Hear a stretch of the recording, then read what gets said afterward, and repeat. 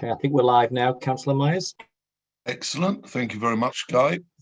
Well, good evening, everybody, members and anybody watching this meeting to a meeting of Craven District Council's Licensing Committee. Apologise for the background noise. It's a dog emptying a food bowl. It will stop. I'm sorry. Right. Apologies for absence. Thank you, Chairman. We haven't had any apologies for absence, and if you don't mind, I'll take a quick roll call. Please, yeah. Starting with yourself, you're here, Councillor Myers. I'm here. And then we've got Councillor Hanley. Present. Councillor Harbron, I don't think we have tonight. Councillor Heseltine. Present. Thank you. Councillor Rioton. Present. Thank you. Councillor Jacquin. Not sure I've seen him. No. Councillor Madeley. No. Councillor Morby. Present. Thank you. Councillor Mulligan. Present. Councillor Soloway. Present. And Councillor Whitaker. Present. And that's it. Thank you, Chairman. Thank you, Hannah. Item 2, the minutes. Everybody's had a chance to look at the minutes of the last meeting. Everybody happy with them? I'll propose those, Chairman. Thank you very much. Second those, Chairman. Thank you very much. And looking around, everybody seems happy with those. We'll take those as adopted. Item 3, public participation. Now, I know that we have 2 people, I think, who want to address us this evening, both of which relate to item 6 on the, item 6 on the agenda, the petition. And if it's within my discretion, I'm quite happy for us to hear from both of them within time limit. And I'd rather hear from them on that item, if members agree, rather than disjointedly now, although timing may not make much difference. But so if members are happy with that, we'll just proceed. Declarations of interest. Any interest looking around? No. Now, if members look at their agenda, I'll see at item 5 is a hardship policy and a report by the licensing manager committee requesting that we adopt a hardship policy with regard to, particularly with regard to the implementation of CCTV taxes. But it seems to me that item 6 on the agenda probably trumps the petition that has been by the Craven Taxi Association, objecting to the implementation intended for the 1st of April of compulsory CCTV in taxis and private hire vehicles in Craven. And members will have seen that. And members are happy. I think the is to take that item first. So is everybody happy with that? And then we can look at item 5 afterwards, depending on what you decide on the substantive petition before you. Everybody happy? Yep, good. And I think in respect of that, we have Mr. Pickering, who's going to speak on behalf of the Craven Taxi Association. And I think also, do we have Mr. Thompson? We're expecting Mr. Thompson, Chairman, but it seems he's having a bit of trouble. I think Guy's doing some background, see if we can help him get onto the meeting. That's great. Thank you. Well, we'll hear from you first, if we may, Mr. Pickering. If you'd like to unmute yourself, you've up to 5 minutes. Okay. You can take it as read. We've all read the petition. Yes. And we know how many of you have signed it. Okay. Yeah, so please feel free to. Okay, thank you, Chair. I'm here this evening representing the Craven Taxi Association, the taxi association that presented the petition at the previous licensing meeting, which nearly all the taxi drivers and private hire drivers signed. When the date of implementation of the CCTV was postponed on the 6th of October 2020 to the 1st of April 2021, the trade was under the impression this was a provisional date which would be deferred if trade not improved. I fully expected the date of implementation to be fully rescheduled at the next licensing committee meeting. I personally would have attended the meeting held on the 6th of January if I had known of its existence. I understand this was an oversight on my part, but surely it's important to have a representative of the trade at meetings which involve trade-related issues. Believe me, the state of the taxi trade has not improved in the last 3 months. COVID-19 has hit our industry hard. The UK economy has shrunk 8.6% since the end of 2019. The nighttime economy is non-existent, and the daytime trade is a fraction of what it used to be. The licensed taxi and private hire drivers of Craven relies on tourism and hospitality, both of which are experiencing a massive drop in footfall, as both are virtually closed. There's no sign of trade improving at present. The licensed taxi drivers and private hire drivers of Craven are surviving on government self-employment scheme if they qualify, and work long hours for way below the minimum rate to make ends meet. All this after some drivers continue to work throughout the pandemic, taking key workers and children of key workers to work and school respectively, providing a vital service to the people of Craven, whilst other drivers have been shielding since March 2020 until the 1st of April 2021. A large proportion of taxi customers are low-income households that don't have access to a car. Over the last 7 years, taxi drivers have managed to keep the taxi fares at the same metered rate in Craven. Implementation of the CCTV policy at this time will have to be passed on to the customers, which will impact the poorest households in Craven. The signs from the government are not good, extending the furlough scheme until September and announcing a range of schemes and grants leading up to winter 2021. These schemes and grants are just about helping us to continue to trade. Just recently, the whispers of a summer lockdown looming. And of course, at the moment, taxi customers must wear face masks, which leaves identifying people from CCTV images virtually impossible. The reason for the request of a 24-month delay is to allow the trade to recover and drivers to get back to the financial state they were in before the pandemic started. The trade does not want the added stress of revisiting this proposal every 6 months. A 24-month delay would relieve the pressure and allow a realistic timescale for the trade to recover. To summarise, drivers cannot afford this outlay right now as they are struggling to make ends meet. Delaying implementation 24 months will allow taxi drivers to financially fully recover, with hopefully the added bonus that customers will not be wearing face masks. And that's it, Chair. Thank you very much, Mr. Pickering. You made your points clearly and forcefully, and I'm sure members have taken them on board. It's slightly unusual, but I'm quite happy if anybody has any questions. Pickering, I'm sure he's happy to answer them. Oh, okay. Well, thanks, Mr. Pickering. We'll debate the item now, unless we have Mr. Thompson. Has he managed to? Yeah, we're struggling. Mr. Thompson's struggling to join us. Unfortunately, we've had a few sort of repeated attempts for him to restart his device and log on again, but unfortunately, he's not able to join the meeting this evening. I mean, Guy, if you are in contact with them, if there's anything he particularly wants drawing to our attention beyond perhaps what we've heard from Mr. Pickering and what is contained in the petition, I'm very happy for you to relay it to the course of this item. So, okay, I'll follow that up with Mr. Thompson and report back to the committee. Yeah, thank you very much. So members have the point.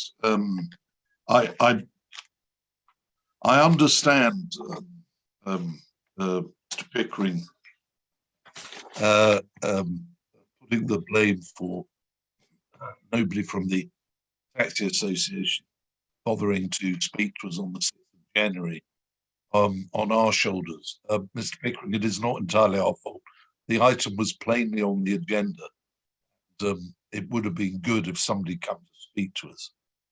You know, I'm not criticising you or anybody in particular, but you know, we do try and work with the trade, and you know, we do advertise the agendas and they're put out there, and we're all very welcome to and address us on any items that relate to, you know, obviously what's important to your livelihood. So, you know, you are always welcome. We want to hear from you. So members, as I say, you've heard from Mr. Pickering, and you've seen the petition, which is signed by very many taxis. I think it's fair to say in January, when we debated this item yet again, and it is, as Mr. Pickering knows, a very, very long-running matter that we held back from implementing for almost 2 years in any event, because we recognise the financial implications for taxi, private hire drivers, and so we were bending over backwards really to be accommodating. But I think perhaps what has changed is that in January, we were really told that the economy would be opening up by April. Plainly not the case. Now, whether that makes a difference to how members see it, for members, but they were slightly different circumstances. So over to members. Anybody got any views on this?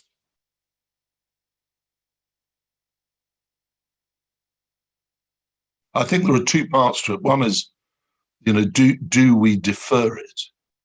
And secondly, do we think 24 months is appropriate, far too long, or do we want to defer it to a later meeting to see how the land is lying then? And obviously, anything that we implement, we would wish to give time, you know, to taxi drivers to make representations and so on. So that's perhaps the second part. David. Right, thank you, Chairman. I was looking for me raised hand and I can't find it. It's disappeared. I think if we keep delaying this, the question's got to be asked: is it necessary in the first place? You know, I think it's what now, over 2 years, as you say, since we debated this and wanted to introduce the CCTVs for protection of the drivers more than anything else, where they're getting or can be accused of things, and we felt that it would be vital backup.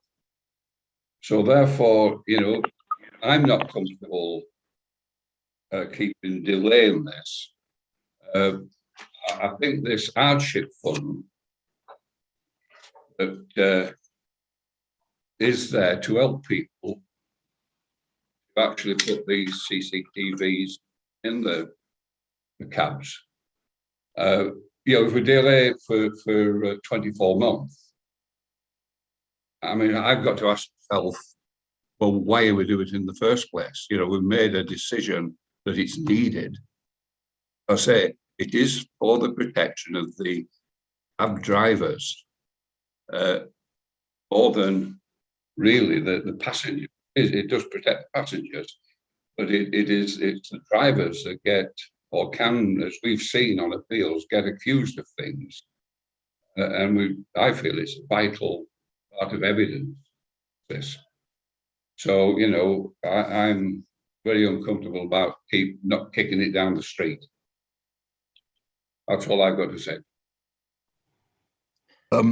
Guy, so I've just had a message from Councillor Madeley, who is having trouble logging in. Okay. I'll have a word with Councillor Madeley. In the meantime, I think we may have Mr. Thompson who's joining us. I think he's just trying to connect now, but I'll pick up the point with Councillor Madeley.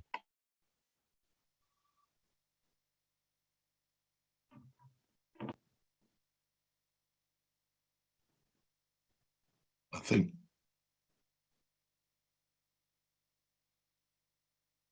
Yep, we have you there, Mr. Thompson. Ah, lovely. Good evening. Good evening. Slight technical problems here. My technical team, i.e. my wife, was doing her best, but we've only just connected now. So good evening to you and to the rest of the committee. Good evening. Now, I don't know if you heard Mr. Pickering speak. He's quite good at making his points very forcefully. And can I just tell you that we do have those points. We've all read the petition, but we're very happy to let you address us for a few minutes. So please do so. Thank you very much. I didn't realize there was a petition lodged with the committee, and I was concerned that no one from the taxi driving fraternity would be saying something about this implementation of the CCTV. And basically, you know, that it was to give you an idea from someone at the cutting edge, in other words, a driver, of how drastic business was, and you know how we'd been pretty well wiped out for the past year or so. And although I'm in full favor of CCTV in the taxis, I think it's a great idea. It's just the point that at this point in time to implement it, and with the cost involved, you know, it's difficult, very difficult indeed. And I would implore that the committee postpone the deadline for the fitting of the cameras. That's pretty well it in a nutshell. And thank you for listening to me. Thank you, Mr. Thompson. Could you just remind us, because I know we have seen you before in meetings. Where do you operate out of? I'm based in Skyrim, just a few miles from Grassington. Yeah. So I'm out in the sticks, basically. That's my area. I've been operating since 2008. Right. Well, thanks very much, Mr. Thompson. Food for thought for all of us. Thank you for giving me your time. Well done for getting connected. Yeah. Thank you. More than some of our fellow councillors can do. my wife did. She deserves the praise. Thank you very much. Thank you. Thank you. Right, members. So, Andy, was that you waving a finger? Yeah. I've used the raise hand function. I don't know if you've seen it.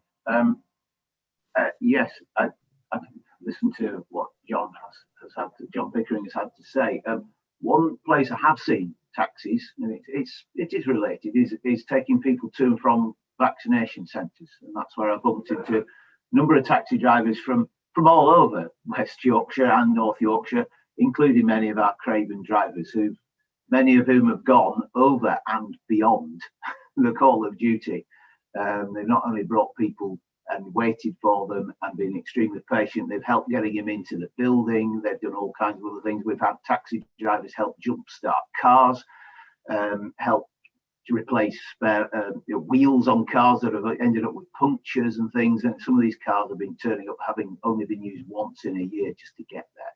So I have although I'm very much in favour of CCTV cameras in taxis, and I've called for them for a long time, I do have a lot of sympathy for the trade at the moment. And John Pickering makes a very, very valid point that at the moment, customers have to wear masks in taxis. So use of CCTV is going to be pretty limited in terms of identifying anybody who causes any problems to a taxi driver. So I do have a lot of sympathy for the trade, and I do have to reiterate how brilliant the taxi trade has been in getting people to and from the vaccination centres. Really have just superb. Can't say any more than that.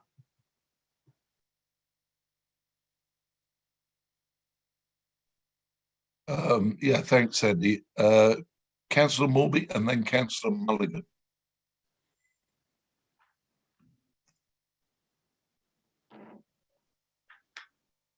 Chris, you're muted. Talking to myself here. Right, we've got to remember that this is also to protect members of the public, and it has been proven to be of use in the last few months. We've used, or we've had evidence in the hearings and appeals committees where CCTV has been used, and it has proved very useful indeed. I think to take this off the table would be very, very backward indeed. But being a former operator of the HGV, and I know the hardship that these people are going through, I wouldn't like to think that I was having to get a bill thrown at me for £500, not in this particular time. As I say, I think this would be a really backward step if we took it off the table altogether. I really do. But I also of the opinion that we should revisit it, and maybe not in 6 months, maybe a year. But I think 2 years is a long time,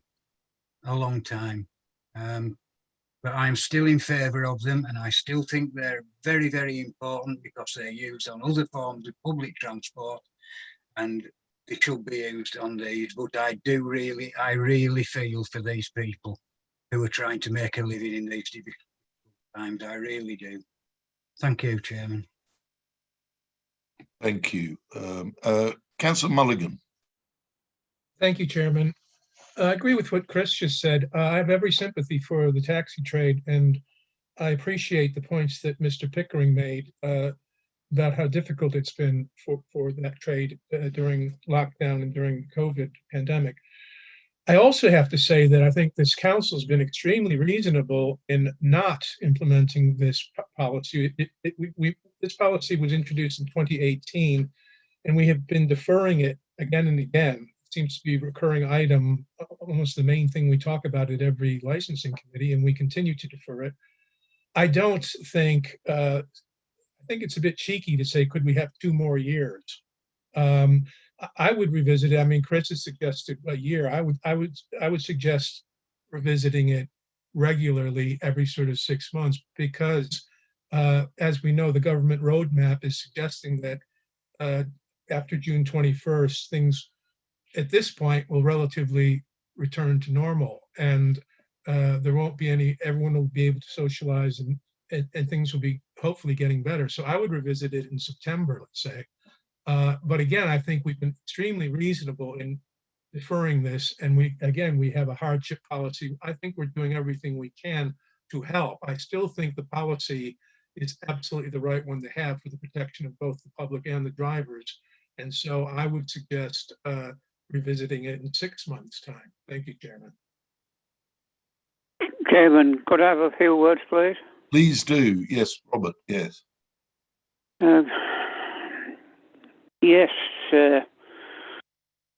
as Patrick Mulligan just said, the road map is quite clear that all restrictions, if things progress as they are, will be lifted by 21st of June.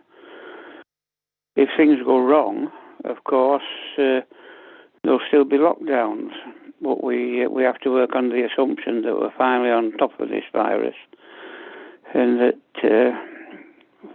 for the safety of the passengers and for the well-being of taxi drivers, then it's a policy that we do need to have in place. I come down on the view that we can certainly postpone it for a further 6 months and revisit it then. And with any sort of luck, we should be in a position to put a reasonable, sensible scheme in place. So I'll propose that we do postpone it 6 months, Chairman, and then revisit. Yes, well, thanks. Councillor Handley. Yeah, I can only just agree with what fellow councillors saying, postponement, but we've also got to think about fitment of these devices and implementation of them. Just wonder how many businesses will be able to fit them when we're put down to have them fit. Because I've just heard that, well, prior to 1st of April, there was only one in Rossendale, I think, by a taxi person has informed me. So obviously we need to look at that, and because we've got to allow, say, if you say September or 6 or 9 months or whichever, you've also got to have fitment of these devices. Thank you. Thank you, Stuart. Yeah. Well, Tim, sorry, Tim. Just on the point on camera fittings, there is only 3 firms that can meet our specification.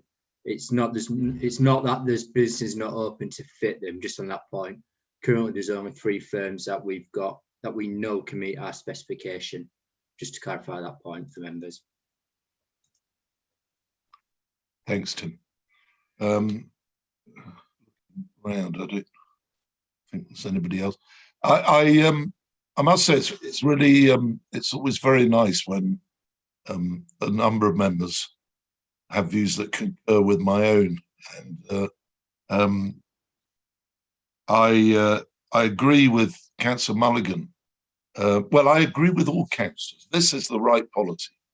We put a lot of work into it. Councillor Morby, myself, and Councillor Madeley ruined many a long evening talking about drafting a new tax policy. Poor Alex was roped in, and Tim, and we heard from the trade, and we considered all these matters very carefully. And this committee then considered matters very carefully. I've no doubt it is a very good policy, very useful policy, and it will help protect both the public and taxi drivers. But we are faced with the economic situation we are faced with. I don't want it to go into the long grass. I don't mind people being cheeky. I think 2 years is a bit cheeky. But I, fun enough, thought, like fellow councillors, that September would be a good time to revisit it, because we will know then to what extent we became a free, publicly hugging people again to celebrate my birthday on the 21st of June. And we'll know how it's panning out. And of course, if we were going to implement the policy, we'd have to give good time. So if we made a decision in September, we would probably look at it being mandatory by January, so that, you know, we'll have a better idea. And if the predictions are wrong and we have more lockdowns and so on, then of course we'll take the decision appropriately. I think for me, September would be a good time to look at this again and keep it on the table. It is something we believe to be the right policy, but we're not here to punish the tax trade. We never have been. We want to work with them, and we certainly don't want to close them down. They're vital to the recovery of the hospitality trade, and they play a very important role. We appreciate all they've done during the pandemic, so we want to encourage them to stay in business and hope that trade picks up. So I agree with what's been proposed by Councillors Mulligan, Heseltine, Morby and Soloway. So I don't know if anybody else wants to speak as to that. really timing is the issue. I've not heard anybody say they think 2 years is great, or that we have it as of the 1st of April, originally intended. So do people think that September as a sort of consensus? Simon, Anybody can I just say, disagree with? I think Councillor Heseltine made a motion, and I would second that, which is exactly that. Oh, right, okay, This yeah, September. yeah, right, yeah. Well, we can get to the vote on that. Thank you, Patrick. Okay, so Hannah, that's been proposed that we revisit this in September. Chair, can I just clarify? Is the proposal that the implementation date is moved to September, or is the proposal that the implementation date be suspended and members revisit it at the September committee? That's what we've agreed. We're agreeing. Yeah, thank heavens you're there to phrase it so elegantly, Alex. Yes. Yeah, that's it. So we're suspending the implementation date, and we will consider it as September. So John, if we were minded then, because of the way things are looking to implement, it will probably be January or so next year. But we'll take stock and see how the economy is looking. Hopefully you'll all be flying over the summer, you know, I hope so, for the good of Craven. Right, we'll take a vote on that, members. Been proposed and seconded. Anna, do you want to do a roll call? Thank you, Chair. So 4 against or abstaining, please. So Councillor Myers. 4. Councillor Hanley. 4.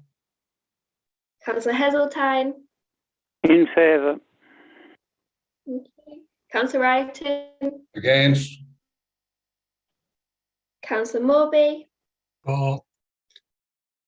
Councillor Mulligan. 4. Councillor Soloway. 4. And Councillor Whitaker. 4. That's 7 for and 1 against. Thank you, Chairman. Thank you very much, Hannah. Thank you very much, Mr. Pickering, Mr. Thompson. Good to see you. And I hope trade picks up sooner rather than later.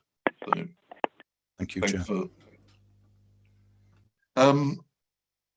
So members, now going back to item 5, I don't know whether, in view of the fact that we have suspended the implementation date, that we want to consider a hardship policy now, or we might leave that until the matter in the round when we know how things have opened up in September.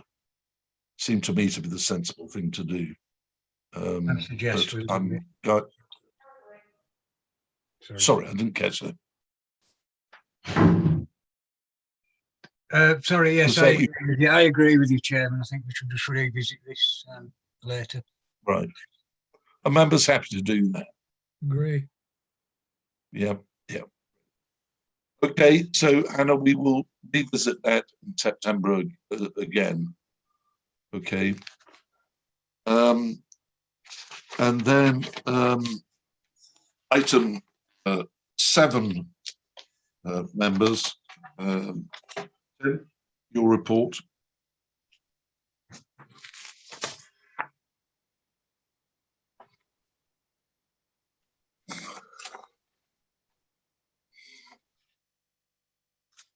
You're frozen, Tim. Sorry, Chair. Thank you. Yeah, so the report before you is obviously regarding the Licensing Act policy, and to seek approval for us to commence with the review of the licensing policy. This is in accordance with Section 5 of the Licensing Act, which is required every 5 years the policy be reviewed. This was last done in 2016. Just for members to note, the policy refers to matters under the Licensing Act 2003 only, and no other licensing regimes. I would just clarify under point 2, the consultation proposed is proposed to be carried out 26th of April to the 7th of June and not the 12th of April to the 31st of May. The report lists the statutory consultees that it's intended to consult with, or who we have to consult with, but within the draft policy under Appendix 4, there is a further list of people we propose to consult with. So this is the wider public and key stakeholders who will be affected by the policy. Members will also note the inclusion under the draft policy at section 21, page 32. We've added an inclusion for district councillors, and that's the proposal that under all new applications received, the ward councillor for that premise area would be consulted on or notified of applications received. So the policy, like I said, the report for you is to seek members' approval to go to review the policy. If there's any questions. Anybody have any questions for Tim?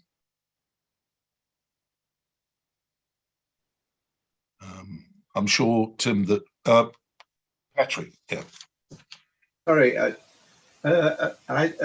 paragraph 4.1.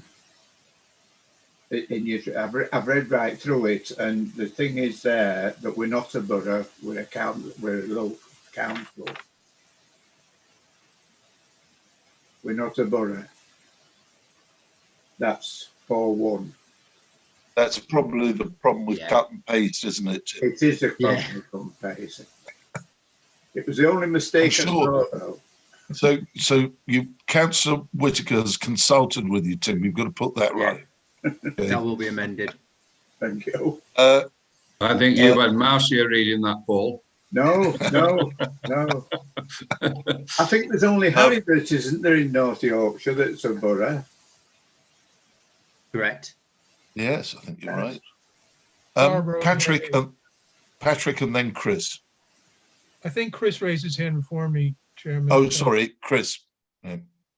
Okay, it's just a point I've picked up. Being involved with hearings and appeals and various things, it comes to my attention that when things are done with planning and then they come to licensing, we seem to have a clash. And I've just picked up on page 7, it is important to note that licensing and planning are separate systems of regulatory control. Licensing committees are not bound by the planning committee and vice versa.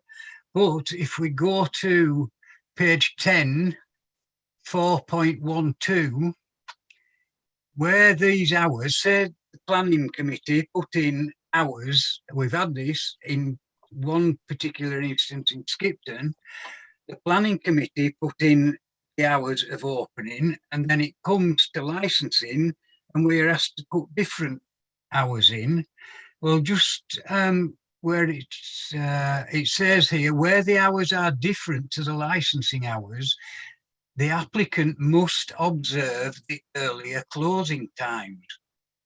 And I think that's quite important, that, because a lot of these we shouldn't even be looking at licensing once it's gone through planning, because the planning hours have already been set, and if they're shutting at an earlier time, then we can't really overrule that. I just thought it was a point to make.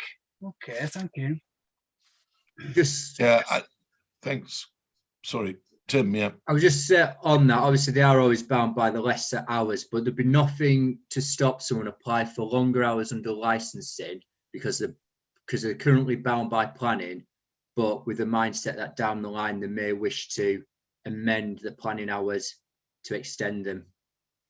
It's always a difficult one. We always try and get applicants to match up where we know there's planning hours in place, or advise them accordingly. But it's a difficult one to manage. It is. Can I just come back on that one? So you're saying then that if it comes before licensing, then they've got to abide by the planning hours, but they could apply for the licensing hours to be extended and they'll then go back to planning to get the planning committee to alter it. Yeah, they could have. Yeah, so they can always readdress the planning one down the line, a year down the line, 2 years down the line, whatever it be. So that has got to go back to planning.